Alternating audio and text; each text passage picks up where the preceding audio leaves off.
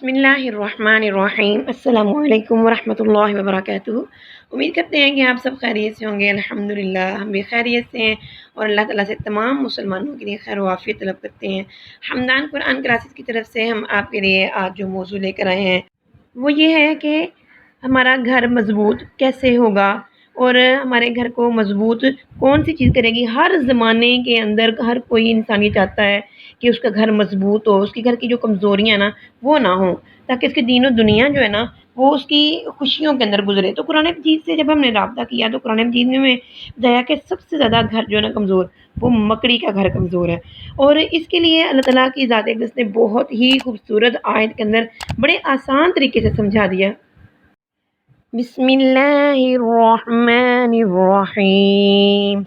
मसलुल्लज़ीना इत्तख़ज़ू मिन दूनिल्लाहि औलिया कमसलिल अन्कबूत इत्तख़ज़त बैतन वइन्न औहनल बुयूति लबैतुल अन्कबूत लौ कानू यअलमून।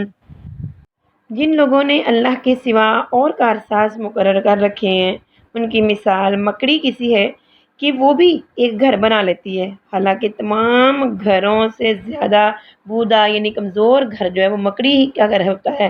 काश वो जान लेते।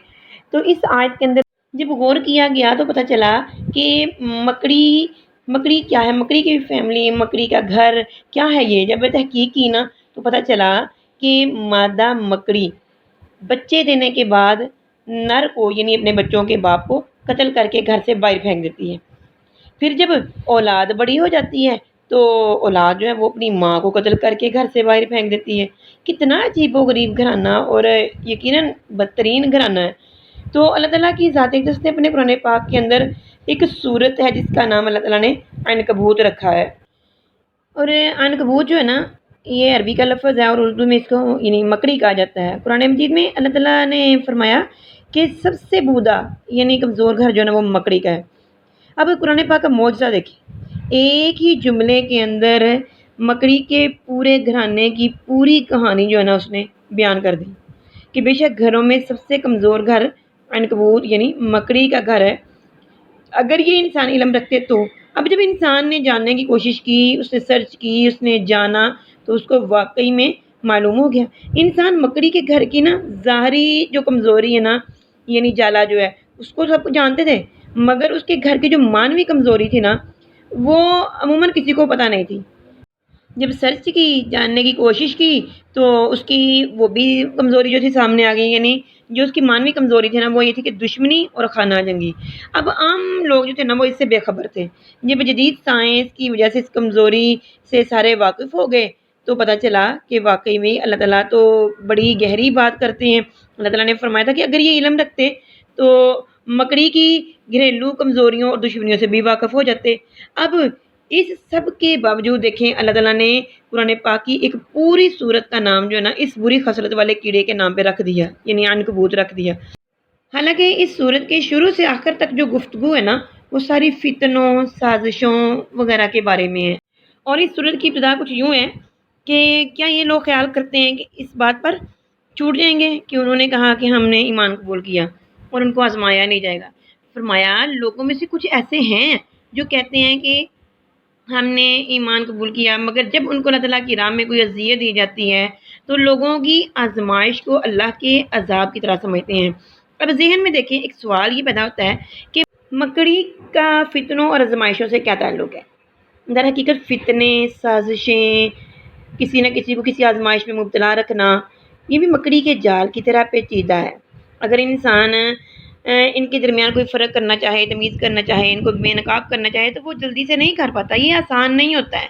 हाँ, अगर अल्लाह ताला मदद करे तो कोई भी काम मुश्किल नहीं है। तो ये चीज़ें देखते हुए हमें ये भी समझ आती है कि अपने घरों को अगर हम फितनों से, आजमाइशों से, साजिशों से और तखरीबकारियों से पाक रखते हैं तो यकीनन हमारे घर मज़बूत होते हैं, हमारे बच्चे, हमारी फैमिली बेहतरीन ख़ानदान बनते हैं, बेहतरीन घर बनते हैं, मज़बूत घर बनते हैं।